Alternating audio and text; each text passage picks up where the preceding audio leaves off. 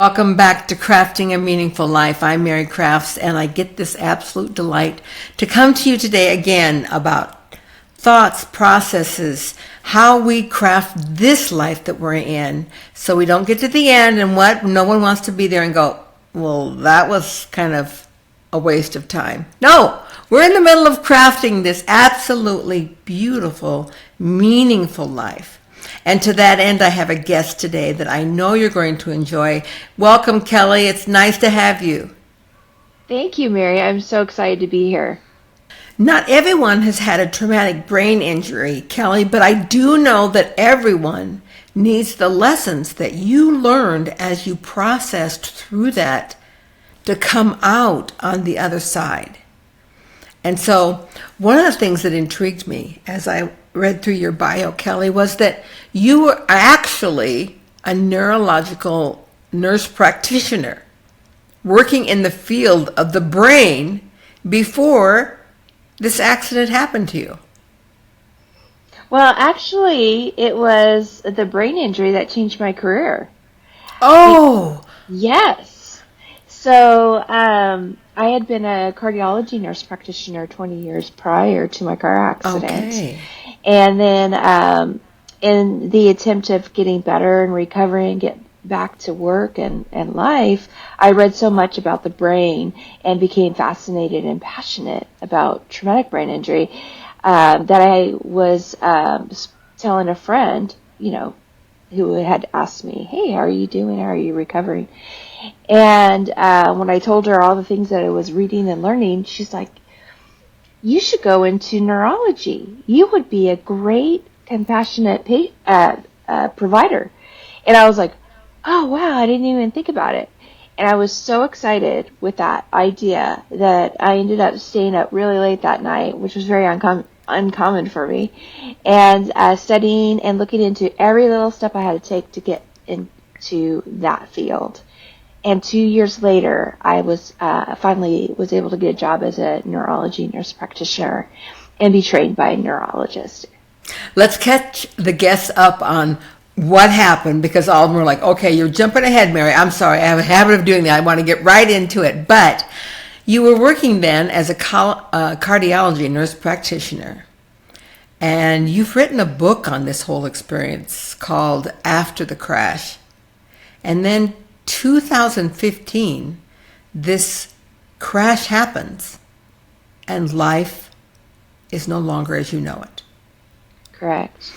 And when I read that, Kelly, I thought, how many of us have that kind of experience in our life, not necessarily to have a crash, but to have an experience where our life is no longer as we knew it to be. Whether that be through divorce, whether that be through a death, whether that be through, all sorts of different kinds of things. And so tell us about your crash and how that changed your life. So it started off with glass and metal crashing and crunching and people leaving their homes to find out what had happened. And I'd been in this horrific car accident where a car pulled out in front of me and I T-boned them. And I thought, after the accident, I'm just going to shake this off and get back to work. Yeah. And I went to work the next day, foolishly.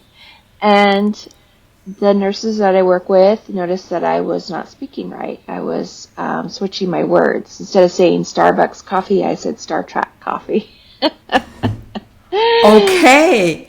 And so they really implored me to follow up with my regular doctor the next day, which I did.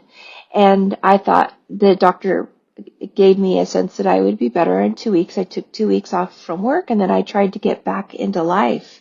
And being as goal-oriented and go-getter as I was, I pushed.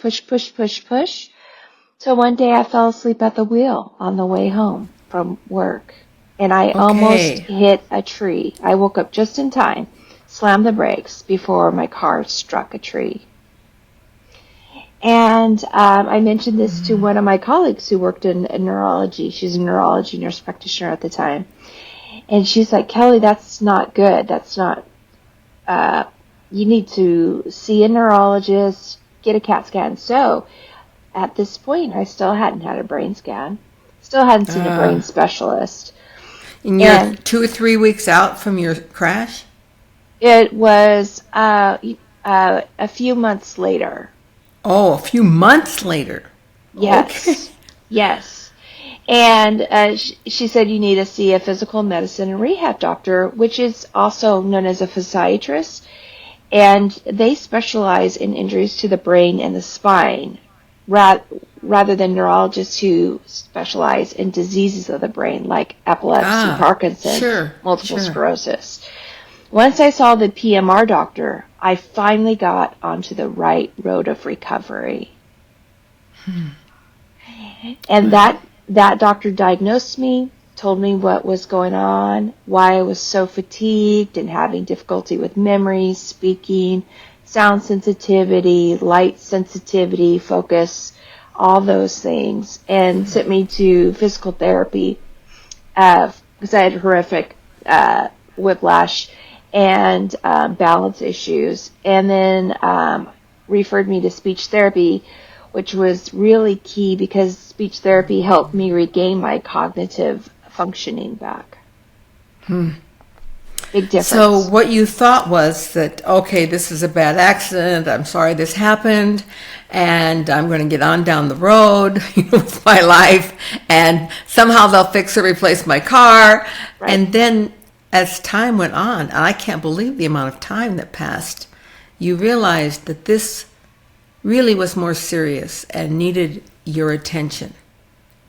I think back, this made me think of, Kelly, when I went through a divorce and thinking, okay, that was that, and I'm glad that's over. And now on to my new life. Do you know what I mean? Just pick up and go on. And it wasn't until a few months into that I realized, okay, I have some trauma to work through.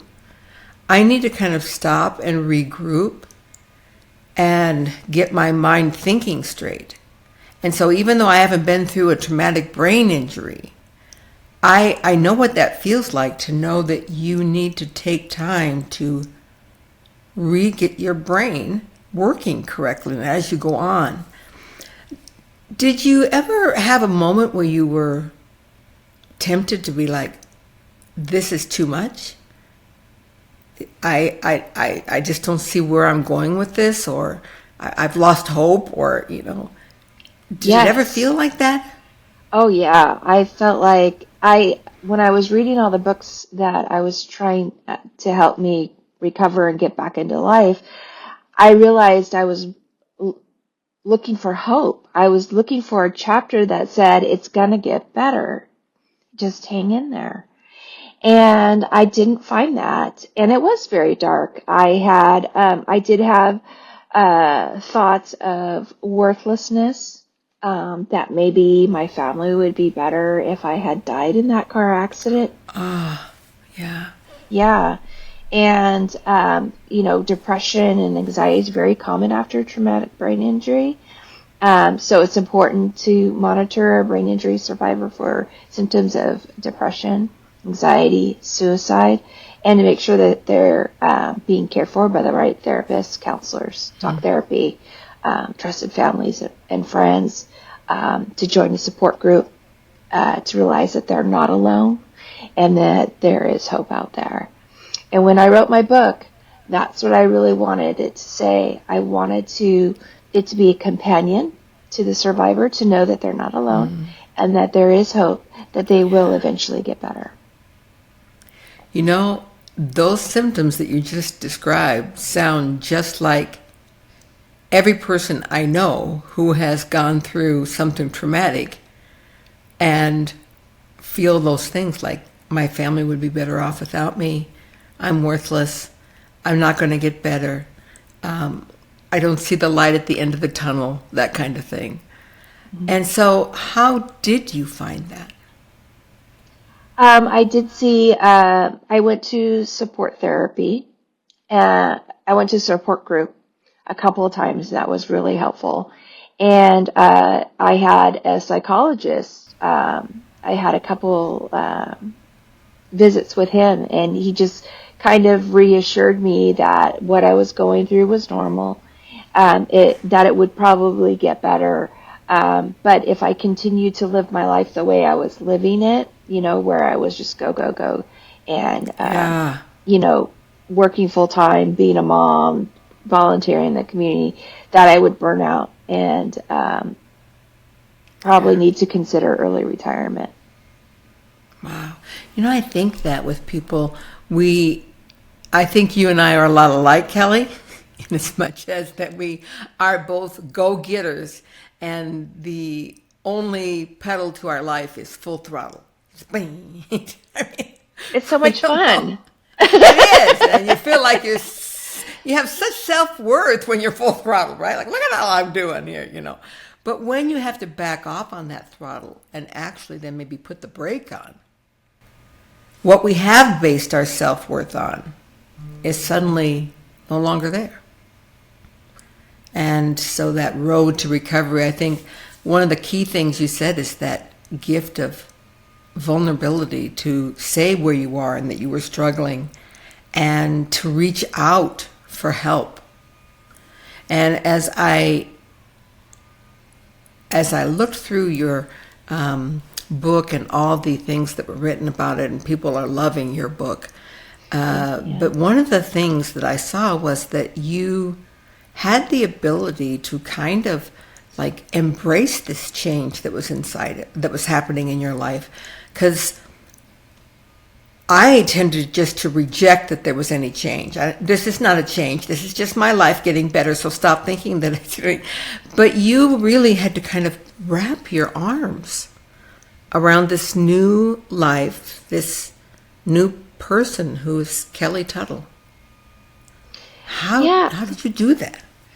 Yeah, so after my car accident, I really felt like the person I had been died, and I was living with a stranger in my body, in my mind. And so I needed to get to know this new person. I had changes in my personality. I was a t-shirt and blue jean wearing gal, no time for makeup. After the car accident, oh my gosh, I was fascinated with fashion and looking cute and doing my hair and makeup. I was That's crazy. I know. I would have thought it the opposite, right? Right. So I went from being an A personality to a B personality. I was interested in art, music, mindfulness practice, yoga, Yes. just slowing down, really enjoying the being in the moment and being home and just Yeah. focusing 100% on my family and friends. And I came to that one day. Well, a lot of this transition happened through journaling. Journaling, I totally recommend to brain injury survivors because you could track your symptoms if they get worse or better, but you're also getting to know if your personality has changed, has your behavior changed, have your passions, your focus changed. And through journaling, you can discover the new you. And there was one day that I went out onto my deck and I started journal and I decided to draw a line down the piece of paper. And on the left side, I wrote all the goals and passions I had before my car accident. And then I wrote on the left side all the things I gained from my brain injury. Patience, Yeah. empathy, compassion, understanding, slowing down, appreciating the moment, gratitude. And when I looked at the two, I liked where I was going. I thought I was going to live a better life and be a better person. That is what I call genuine embracing. Yes. Because when you actually make the list and you're able to stand back and look and say, oh, look at all this that I got.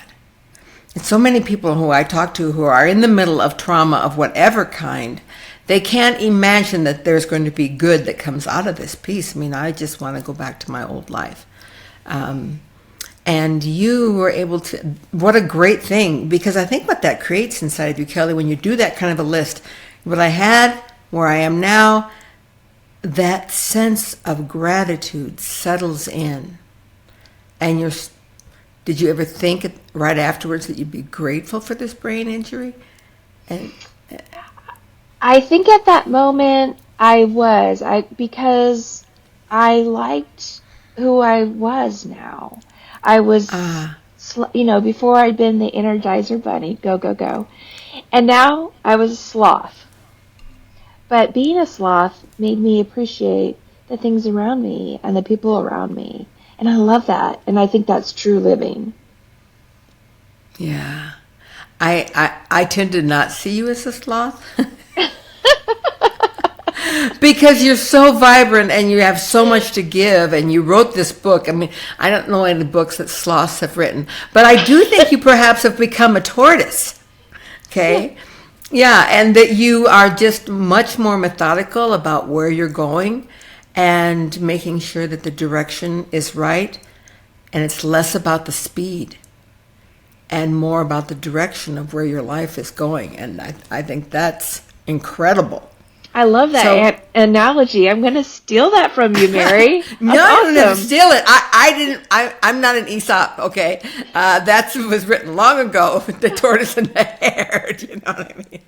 But it seemed to apply to you so much. I mean, that you were this hare, just like gung ho, racing ahead all the time. Look how fast I am. Look what I'm getting done.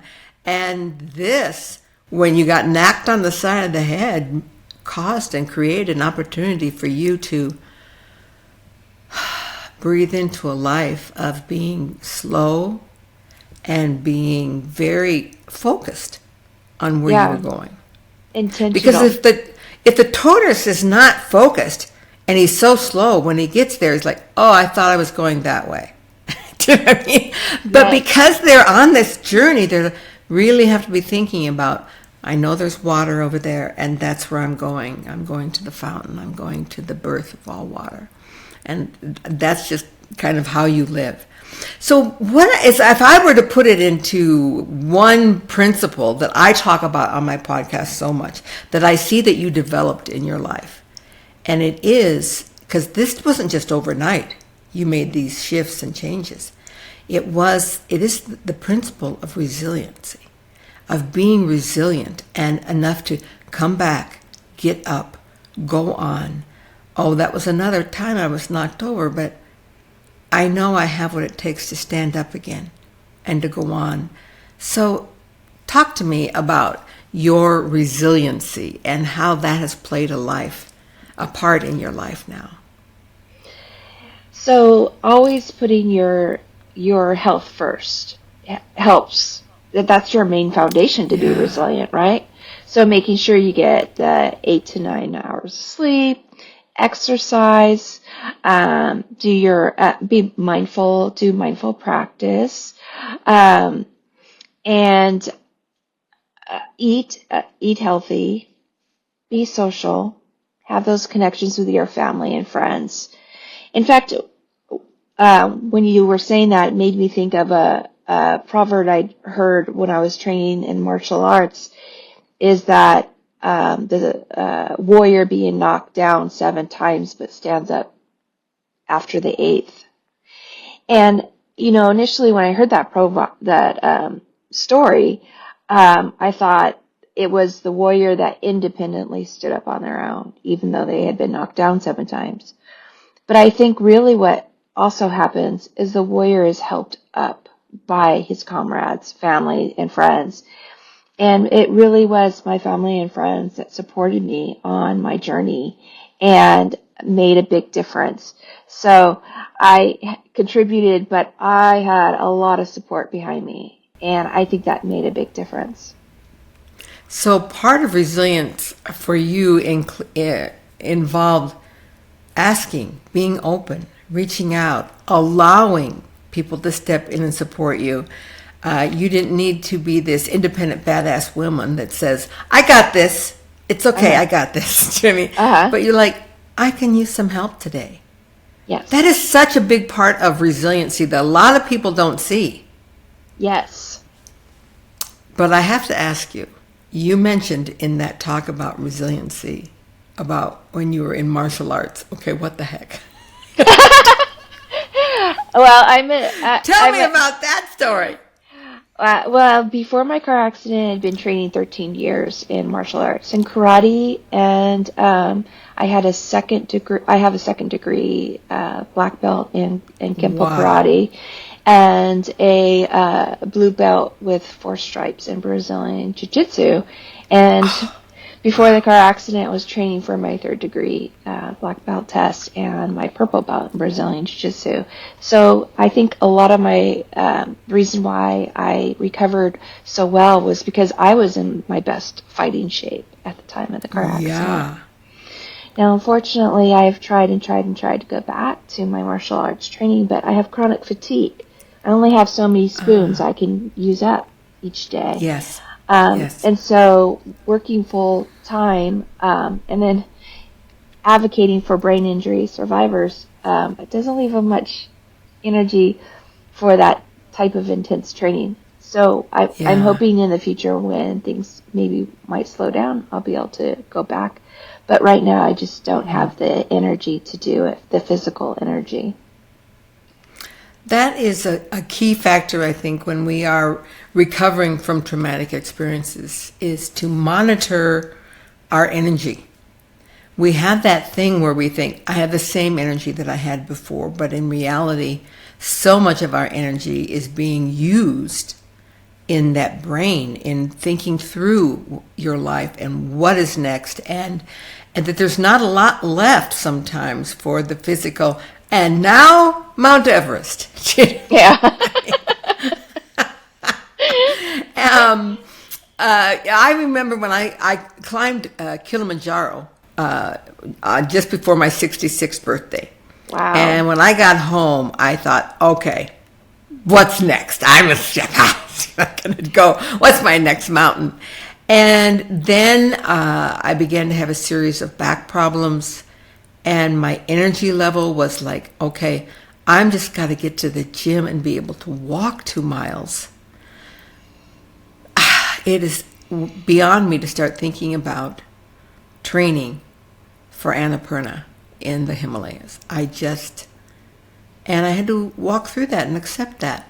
And now at age 70, my back is better. I had back surgery, but I have to accept the fact that probably actually, not probably. I'm never going to summit Annapurna. And that's okay, because I'm summiting other things that have proven to me to be even more valuable than summiting another mountain. Mm-hmm. And I'm sure that that's how you see, okay, I would love to go back to be a martial arts, not just enthusiast, but like top of the class kind of person. And that there are other things that I'm embracing that are actually filling my life with purpose and focus. So as you think beyond this, what do they call it? TBI? Yes, traumatic brain injury. Mm-hmm. Traumatic brain injury, yeah. When you think beyond that and where your life is now, what would be the lessons that you would like to share with my listeners that would be applicable at all points when you move beyond trauma? Where now are you finding peace in moving beyond surviving to now thriving? So it doesn't happen overnight. It's a slow process. And if there's something you do want to do or accomplish, don't look at the whole picture. Lay out the baby steps and just make a goal to take a baby step every day towards that goal. And you'll get there, you know? Yeah. So many people on this podcast have talked about that exact principle, the principle of this baby step. And I just laugh every time because I think about the movie What About Bob? But that was such a key thing. We are not going to jump ahead in the process.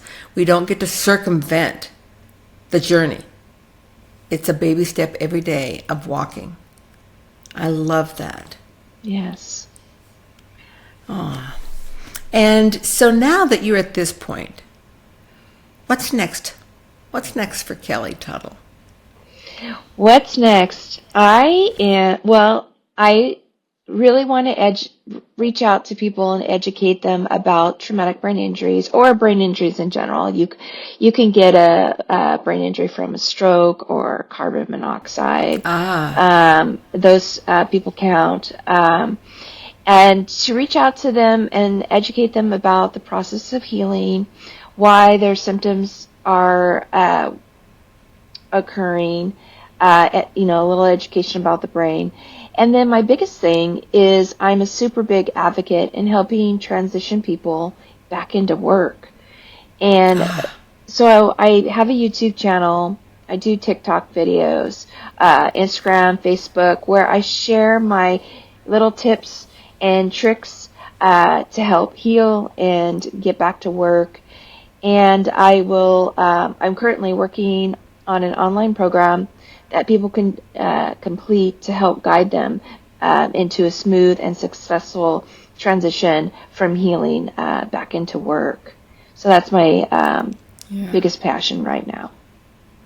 and that was so evident. I went onto your YouTube channel, and I thought, oh, I'll watch Kelly's YouTube videos. And I watched a couple, and I thought, well, how many of these are there? And I was like, whoa. You have done a huge body of work with this. Yes, and I have a lot more I want to do.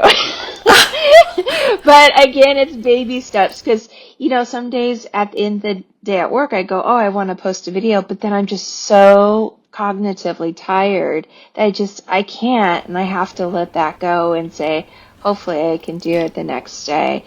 And I try to be consistent with my content, but not necessarily make that goal. And I just hope my followers understand that my intention is to provide them with as much information as I can, but I am limited by my battery of, energy.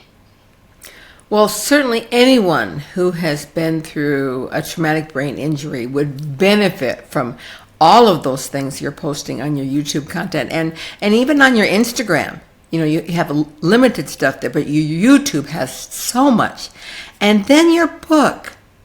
You decided to write a book. Now, I've written a book, and it's not an easy thing. But you wrote a book after the crash, and we've included the link to your website and your book at the end of this podcast so people can find you. But that is always such an accomplishment. And I can see the passion that was driving it. This was one way you could put on paper the help that you want for people. Exactly. So the other thing behind writing my book was that there was a 2-week period that I was to return back to work. And I was so anxious and freaked out. Like, how am I going to go back to work and perform efficiently and be a good employee? And I don't want someone to feel that way. I want them to have my book and see all the strategies and compensatory tools that they can use at work to help support their brain's functioning as it's healing. And that's why it was real important. And the other thing, too, I'd like to throw in a plug is that my book is on Audible. So, that's wonderful. Yes. And so if you're having a hard time reading and retaining information after your brain injury, you can also just listen to my book. Yes. And I love that. It was really important for me to get that on Audible because after my brain injury, I went from being able to read all day to only being able to read for 5 to 10 minutes for a really long time. And so I wanted to meet that need with my Audible book. Well, I'll tell you, Audibles are the key to anybody. I didn't do an Audible with mine, but I've gotten so much pressure. I'd love to read your book, Mary, but I don't read. So why don't you have it on Audible? So I thought, okay, I'm going to make that as a project before the end of the year. I'm going to do my book on Audible because it is so valuable to have that information. First of all, to those who aren't able to concentrate and read, but then for those who, in our busy lives, just have time to listen. Exactly. And you have a great voice. It'll make a great audio book. Well, I did think I want to do this myself because who else can tell my story the way I can tell it? No one can tell your story. Did you do your own Audible? Oh yes, because I bet. I wanted my voice to come out, in the book. Yeah. Wonderful. Kelly, thank you so much for taking time today to come on and talk about this, and that now you're living this full life in recovery, and life is bringing you all the things that were on that right-hand side of the page. All those things that you were so grateful for. And I'm grateful you found your way and are now putting your hand back to help others find theirs. Thank you for having me. I really appreciate it. I have enjoyed listening to your podcast. Thank you for doing what you're doing too. Every week I think, this is probably going to be my last podcast. And then someone will make some comment or I'll get something about the podcast and I'll think, okay, for another month. Because I've been doing them 6 years. So you talk about that's like 335 podcasts I have, and people say, well, should I start at the beginning to start listening? No. No, don't start at the beginning. You'll never get to the end. I mean, you have to listen to one a day every year for the whole year. So it is a wonderful opportunity, and I know you know this, to be able to give back and to lift, because what else is there than to first start and decide to be our very best self.